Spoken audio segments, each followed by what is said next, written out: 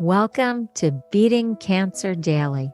Beating stage 4 cancer for 30 years still takes my breath away every time I say it. I'm Saranne, founder of the Comedy Cures Foundation, and I hope you'll join me for just a few minutes daily for the next 365 days so we may laugh, learn, maybe cry a little as we live our best days beating cancer daily together.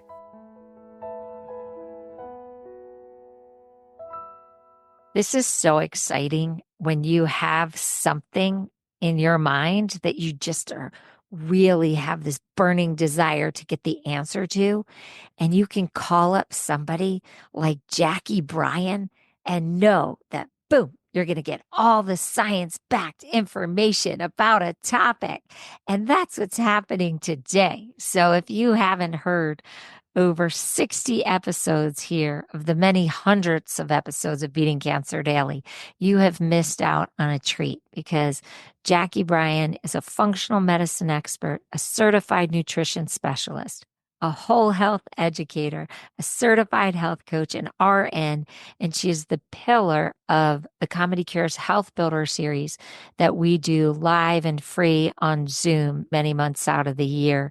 And she has come to talk to us about the green things. Now, you're thinking, Jacqui, I thought she was in nutrition. She's going to talk to us about money? No, it's not money. It is really greens. And I just need this demystified because I want to be eating the best greens possible as a stage 4 cancer survivor. And so welcome, Jacqui. So happy. You could have brought green money. You could have I brought. know. Well, I have a green shirt on. Yes. I have a light green background. I am in the green zone. It was interesting. You brought this idea for this topic, and I already thought we did it because we talk about greens, I think probably in every single episode. And we haven't really put a spotlight on the greens. And so that's what today we're going to do. We're going to really focus on some of the healthiest greens. I can't cover all of the greens. I've got about maybe 12 that I want to talk Gave her about. add 2. I'm just letting you know. It came with 10, and I was like, oh, I have 2 more I'm curious about. And such a good sport. She added 2 more to the list. I know. I added endive because you said Mark was going to be sad if we didn't add endive in there. My husband's got a crush on endives right now. So we had to add endives. Well, I think the reason we're talking about this is I don't think there's a person that I know that doesn't understand that greens are important to have, but we all get stuck in that rut. I'm going to have, the same spinach, or I'll have the same romaine, and we don't really adventure outside of our comfort zone. And my hope is that this podcast is going to motivate some of you to say, hey, I'm going to look at some other options. I'm going to try things. And I feel like when I go into the produce section of Whole Foods, that it's almost a romantic experience. Does Mike know about this? Is I walk along and I brush the leaves of the greens and I look at them and I think, what are you going to do for me? Right? What are you going to do for me? And I mean, it sounds silly, but I'm sounding very dramatic, but I think it's important for us to understand that these greens, many of the leafy greens that we're going to talk about are linked to, in studies, reducing cognitive decline, reducing the risk of heart disease, lowering the risk of certain cancers. I mean, I don't know why we wouldn't try to bring in more greens.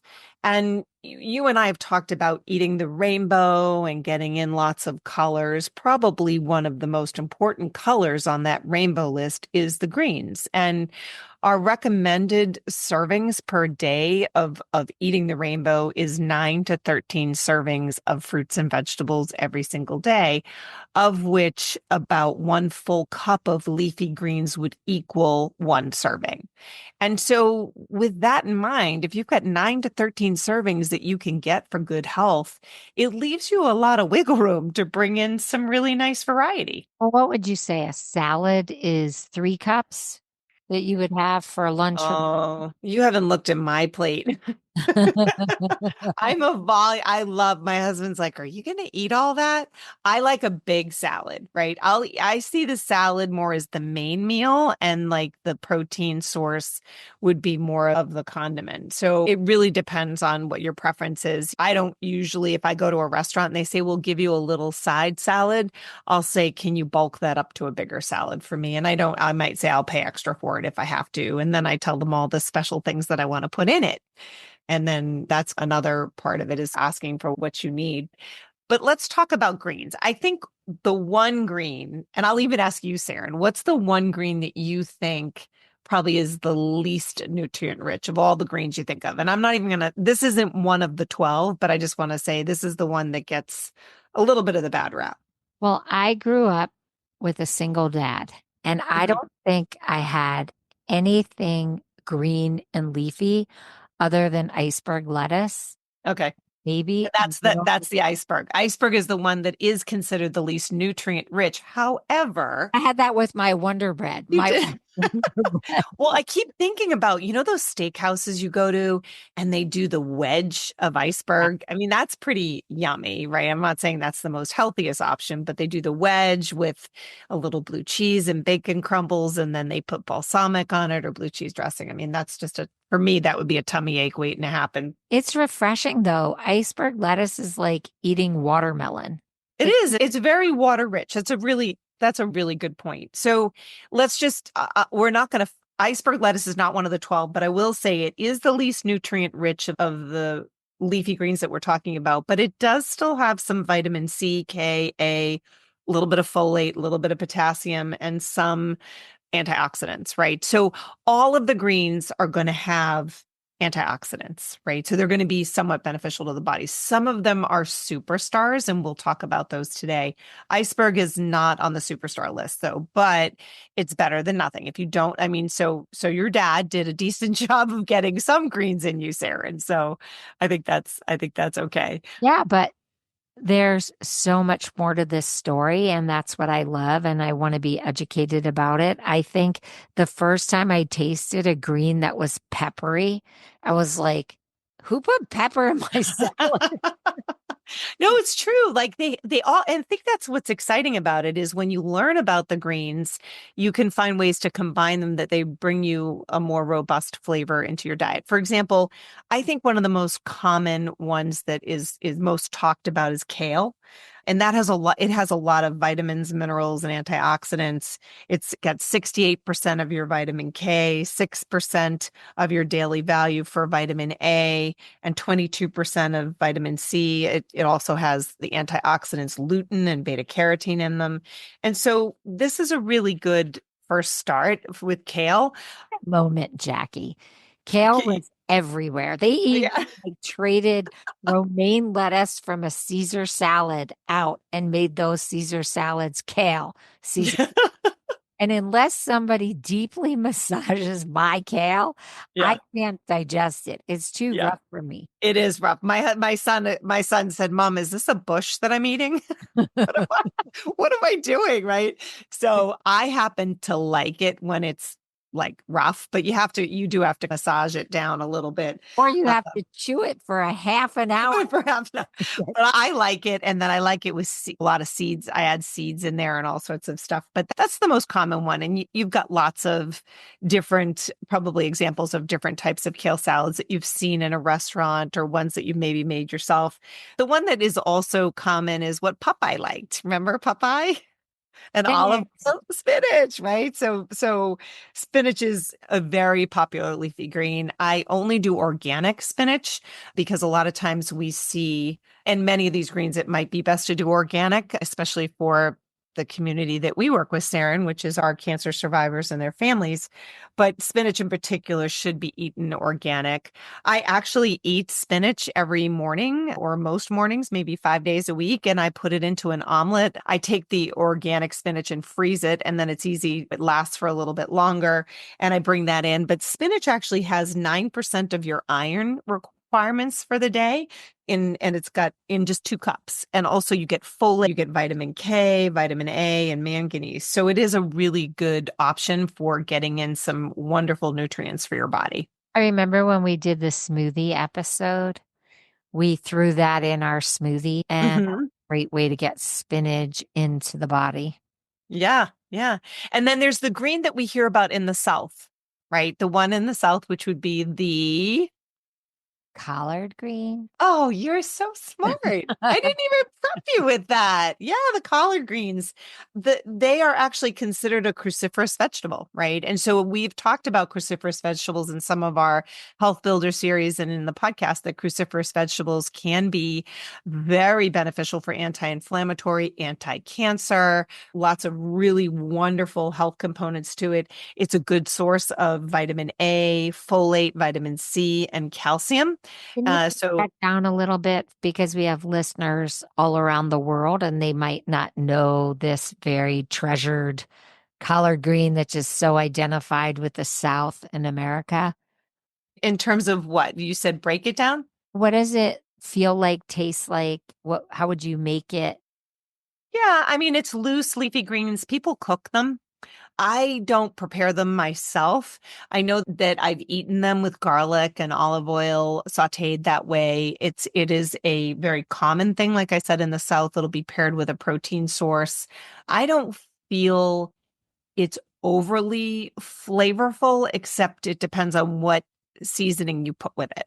But that's my experience. But it really depends on the person, what they prefer and what they like to have. But it is a really good source of vitamin K, which is an excellent vitamin for your body and maintaining health. So I think it's a really good one for us to try if you haven't. Right. So I think that's a nice one. The other one I wanted to mention is cabbage. Do you like cabbage? I love cabbage. I love Yeah. cabbage. I love cabbage shredded in salads. Like anything about cabbage, I got you. Yeah, so cabbage is clusters of thick leaves. They come in green, white, and purple colors, which makes them kind of fun for a salad. So sometimes I'll make a salad, but then I'll chop up some cabbage and just sprinkle them around there. Because again, when you're making a salad, it gives you the opportunity to bring in different variety of leafy greens. And so this or cabbage really belongs to that Brussels sprout family or kale and broccoli. It's got that cruciferous health benefit. It's got vitamin B and C and calcium and folate. And there is a Chinese version of cabbage. Do you know what that's called? Is that bok choy? Yeah, bok choy. You are really up on the greens today. Oh, you got Did me you to eat study? them Did you because study this first?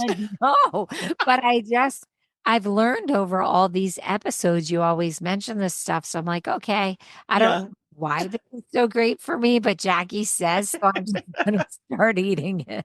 Well, bok choy, I like bok choy a lot. And that's really rich in vitamin C, A, and K, and folate. But again, this is a really good one to bring into your diet if you haven't, right? So these are just, my hope is that you look at these ideas and you say, wow, I haven't tried bok choy or I haven't had cabbage in a couple years. How can I bring that in? You can look up some really great healthy recipes online. But I think it's really worth revisiting if you haven't had cabbage in a while. A lot of One, times bok choy is in soups that you, yeah, and yes. that's another one where you can wrestle with it in your mouth. A lot of Well, green it's beans. stringy, like it's, yeah, and it'll start slipping down your throat and you start gagging. No, I I mean, I think, want to be honest because yeah. spinach is like pretty simple. It's a low resistance green, but Put up a big battle going down. I've gotten in a fight with some bok choy jacket in my mouth. And I've been at a dinner table and I'm still chewing and talking to me and they want me to answer and I'm still chewing on that bok choy. You know that this is supposed to be inspiring people to want to eat these, Sarah, and you're really not helping my cause. That's all I can say. No, I was wondering, do people just undercook it? Is that why it's a little tough? I'm not sure. I don't cook. I only eat that one in restaurants. I don't cook that one. See, because It takes too long. No, Yeah. I'm just playing because it's Yeah. fun to bring humor into It it. is.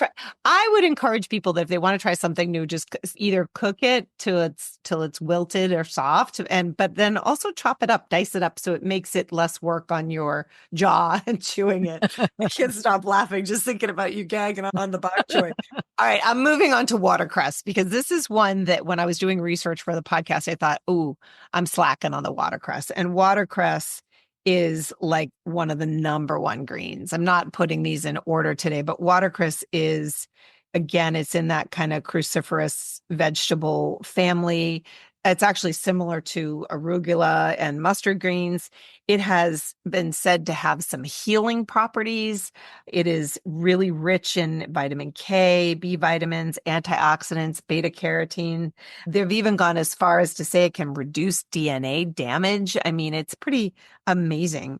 And so it can be bitter tasting. So it's got a little bit of a spicy flavor because I know you want a little idea of what it tastes like, but it can be a really good addition to something you put with neutrally flavored foods, right? So like I might add it with mushrooms or add it with something along that lines, but it's definitely something to consider consuming because it is something that could be really helpful for your We can't body. find it because Mark goes on these health kicks and the new Yeah. thing. I mean, endive is big in our house, but Yep. now he told me we have to get watercress. And I've been looking all over for watercress and I can't find it. I don't know if it's seasonal or it's just everybody read the same study you read. Well, There's if a you think run about on the watercress right now. well, if you think about the fact that some of these greens only last for a short period of time, and if most of the public did not get the memo about the watercress being something that it's going to go bad easily. So you're right, it can be seasonal. It's like when we did the lion's mane topic, the hairy mushroom. that you go into the grocery store and you don't get the chance to see the hairy mushroom very often, but when you do, you grab it, right? So you pay attention. But I'm going to talk about endive now just because you brought that up. And I don't think endive is as common, although you're saying Mark really enjoys it. It's very bold and bitter. It actually grows under the soil like mushrooms, right? So it's grown a little differently. And I always think it's interesting to learn about how things are grown. But endive is curly and it's crisp. It's got a little nutty and a bitter flavor. People eat it raw or cooked. It's got vitamin K, A, and even folate in it, which is really nice. And it has antioxidant properties, which I think, especially for cancer patients, that's something that we're looking for. For antioxidants will neutralize those free radicals that can be problematic when it comes to cancer for sure. If you didn't hear our antioxidant episode, I think it's really important that you go back and learn about it because I know you're saying it a lot because of the greens having those properties. But I think it's also an interesting episode because you can get them other ways than green. Mhm. So if you're looking for that information, that would be a really good episode. This is exciting because literally we are so weird. We wash a whole bunch of berries and then put those in the refrigerator, keep them out and then put them in the refrigerator if we haven't eaten them all. And then we wash endive. And instead of potato chips, we eat endive like they're potato chips. And I don't know how this started, but he just said, "Hey, we should eat endive." But they come I in like kale chips. I make kale chips. I like those. But again, that would be a little bit of a wrestling match for you. I don't want you to. massage them and then bake them, or you just No, I'm not a kale massager. I am a hardcore kale eater. I think you're a veiny, hardcore kale eater. I want to talk to you about beets, but not necessarily the actual root, right? You and I have talked about the betaine that are in beets, the health benefits of beets. If you're eating beets, you want to eat beets that are organic because we learned in our GMO and organic podcast that we want to have beets that are organic because a lot of them are genetically modified. But I'm actually talking about beet greens. And that's actually like when you pull the beet out of the ground, it's the greens that are on the top. And it has a really good nutrient profile for the greens that are actually on the top. Again, it's rich in K, A, and C, all those vitamins. But again, it has the antioxidant zeaxanthin and also lutein in them. And again, those are really beneficial. But these are particularly beneficial for people that are dealing with eye disorders, things like macular degeneration or cataracts. So I think that's an interesting top. And there's other greens that are on top of a root. For example, turnip greens that are on the greens that are on top of the turnip when they pull those out. That's considered a cruciferous vegetable. That's another option that has been shown some anti-cancer benefits. And I hope some of you are getting excited about the fact that I'm actually saying the name of a food and then I'm saying it has anti-cancer benefits, because this is where we look at how food is medicine. We look at the fact that these nutrients have healing components to them. And that's what we want to put in our body. We don't want to put the processed stuff. We want to be putting the leafy greens and all the things that we've been talking about in these podcasts over the last year. But this is what people did for centuries before modern pharmacy, right? And pharma. They Right. use these different roots and things to keep a good immune system and then to heal. So that's not surprising to me. What I'm wondering if you are thinking the same thing I'm thinking, how many times did we throw out those roots? Are you Oh, ever yeah. going, okay, I threw that out. I didn't know I was supposed to eat that. Just Right. think of all the times we threw out those tops. Right, right. I mean, that's the part that I think is fun when you think about it. It's like, oh, I could have eaten that when we think about it.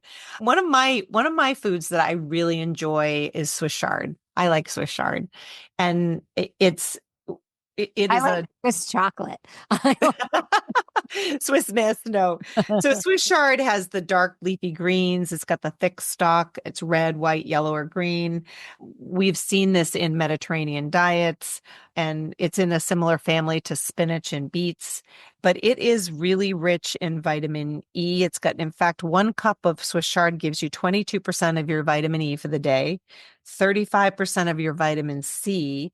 I think vitamin C in these leafy greens, every green I've talked about has vitamin C in it. And when you think about it, when we think of vitamin C, we think oranges or we think cantaloupe. But I didn't realize I could get 35% of my vitamin C from a Swiss chard or from another leafy green, which is pretty impressive. 60% of the daily value of vitamin A you can get from Swiss chard. And then with Swiss chard, you can get 477% of your vitamin K.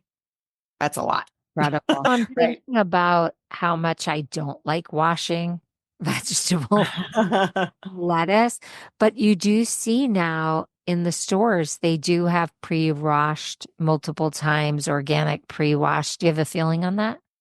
I would like you to wash them again. I know Oh, that sounds, okay. yeah, only because you're still at the mercy of wherever it was that they packaged it, right? And you just don't know for sure. They're washing it, which is great, but we don't know if there was any contamination of any sort within the facility that actually packages. So I wash, even if it says it's pre-washed, I wash That's a anyways. really good point. And then Yeah. the other thing is vertical farming. It's becoming so big, particularly in inner cities and in food Mhm. deserts, where maybe we'll be able to get more of these diverse greens based on these vertical farms. Do you have a position Yeah. on vertical farming? I had a hydroponic growing system. I had one. So Oh, that's what you're talking. you did. But You're my it was food idol. I do not have a green thumb. My husband has the green thumb. I am more of the weed puller. However, the hydroponic growing system was pretty cool. I grew like so many different greens on it. I had it for many years, grew it, and then there is some upkeep to it. And so I ended up donating it to my daughter's school, and the science teacher uses it now for teaching the kids, which I think is great. And on occasion, maybe I can pop in and steal some greens from them since I did give them my growing system. But I do want to talk about one that we see a lot in our Caesar salads, right? So we see romaine lettuce. And I've had people classify romaine with iceberg lettuce, and it's very different actually. And so romaine lettuce has more nutrients in it. Are you ready? Than kale, Wow. Does which it I think matter if is you eat the crunchy part, which is more like the iceberg, or the more leafy part? Because that's where I think people confuse it with iceberg, because there's a part of it that's crunchy. I don't know the answer to that. Intuitively, I think the green part of it will give you the most benefit, the more robust, because we've talked about the antioxidants that are present in each bright color, the colors of the rainbow. So I would think that the green would be the most beneficial, but eat the crunchy too, right? So I eat the whole thing, but it does have a lot of nutrients in it. It's high in vitamin A. It's anti-inflammatory. I like it because I like a crunch. It's not quite as challenging as the kale, but I like it. I chop it up really small. And sometimes I think that's what we need to do to add variety to our diet, right? So I was taught that when a chef brings you your salad, you're not supposed to cut it with a knife because it's like the chef would prepare it the way that it's just the right size for your mouth. I always have to cut my lettuce because I need a smaller piece to break down and make it easier for me to digest. But again, the romaine lettuce is going to give you some health benefits, even more so in some cases than kale. So don't be shy of that. But think about the salad cocktail that you could make. I mean, we just did the podcast on mocktails, mixing all these healthy ingredients for the mocktails.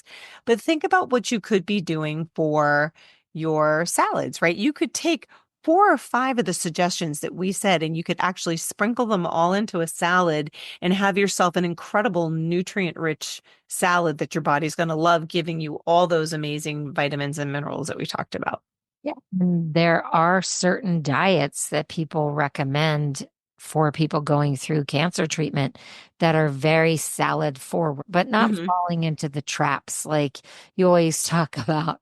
I feel so bad for those little craisins because we always bring up how horrible they are for us, all that sugar or Well, they add the sugar to them. They do. I know. candied pecans and all the bad things that you could put into a salad. But really just focusing on the great things that you could put into a salad and Yes. making that salad the rainbow, which is what you said. And I know you make these salads with great presentation, whereas Mark and I just rip the stuff and throw it in because we figure it all gets jumbled up in there anyway. But Oh, I I mean, love the visual. I love the visual of a nice house. So I'm super excited because I went into the store the other day and they had the beautiful pomegranates out, right? So it's like pomegranate season. And I'm so excited because I love pomegranates. So I add pomegranates and blueberries to my salads because I just think it looks so pretty. And just remember, every color is going to give you amazing health benefits. But I just mentioned arugula, and I wanted to just say, not everybody likes arugula. Do you like arugula? I happen to, but I like dark, bitter, 100% chocolate. I mean, I like bitter things. I just do. And so for me, I just love arugula, but a lot of people think it's too bitter. It always comes back to the chocolate for you. It does. I mentioned It's it like twice. we'll be talking about smoothies and she circles back to the chocolate. We're talking about leaves and she circles back to the chocolate. We're on the greens right now. Chocolate is not in the greens, but arugula is actually bold and bitter. I like it, and sounds like you like it. It is something that is very rich in folate, vitamin A, C, and K. I mean, it's got so many different health benefits, and some people have even said that it can help increase blood flow and improve your blood pressure. I mean, I think that's cool for sure. I would just do all this just because I would love to think in my mind that this is doing everything that science has started to prove that it's doing.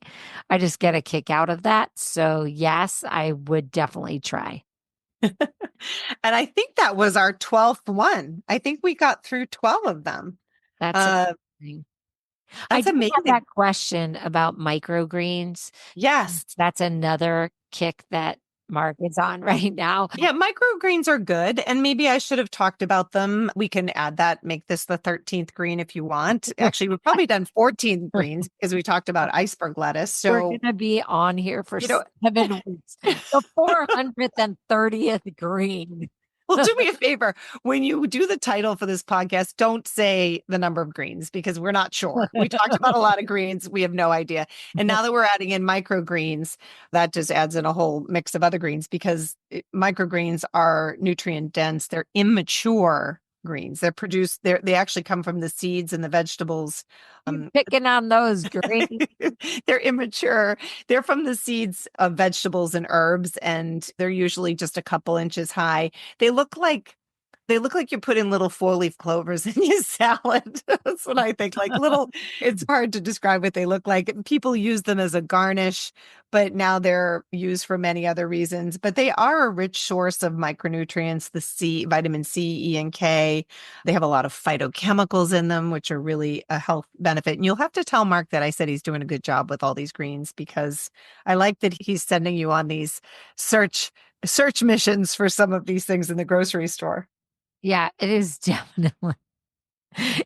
definitely an adventure with him. He's very into greens.